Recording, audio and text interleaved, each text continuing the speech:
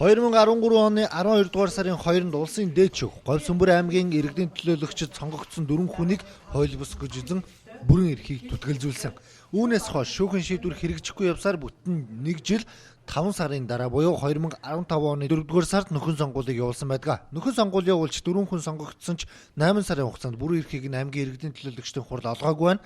Сонгогдсон 4 гишүүн иргэдийн хурлын үйл ажиллагааг хүчтэй эсэргүүцсэний эцэст өнгөрсөн баасан гарагт бүрэн эрхээ хүлээн зөвшөөрүүлсэн юм а. Эдрийг сонгосон ард иргэд байгаа учраас тэр ард иргэдийн санал хүсэлт дуу хоолой эд өгдөр дамжиж төрийн болон бусад засаг захиргааны байгууллагт үрж шийдвэр гаргах ёстой. Тийм учраас та бүгдийг энэ хурлын ажилдаа өшөө илүү их зүтгэлтэй ажиллахыг та бүхнээс хүсэж байна.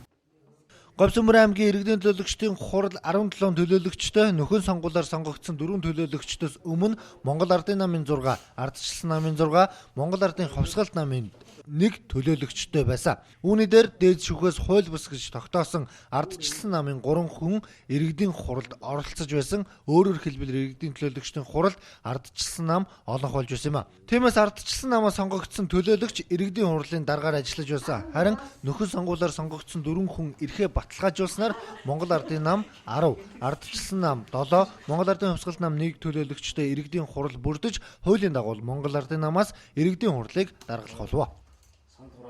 Аймаг орон нутгийнхаа эрх ашгийг нэн төрөнд тавьж олон ажил асуудлууд хүлээгдэж байгааг ухамсарлан 15 дугаар хуралдаанд оролцож буй намуудын зөвшөлтчлийг хүндэтгэн улс төрийн өндөр соёл гаргаж аймгийн иргэдийн төлөөлөгчдийн хурлын даргын албан тушаалаас чөлөөлөгдөх хүсэлтэд гаргав. Хүсэлт гаргасан дэ баян жаргал.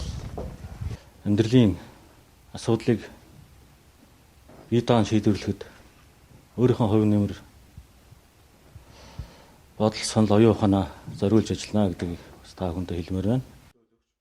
Аймгийн иргэдийн хурлын бүтэц үйлдэлтөнд өөрчлөлт оруулснаар хурлын үйл ажиллагаа хууль ёсны болж байгаа. Дараагийн сонгуул хүртэл 6 сар гаруй хугацаа үлдэж байгаач аймаг орон нутгаа хөгжүүлэх олон ажил байгааг иргэдийн төлөөлөгчдийн хурлын шин дарга онцоллоо.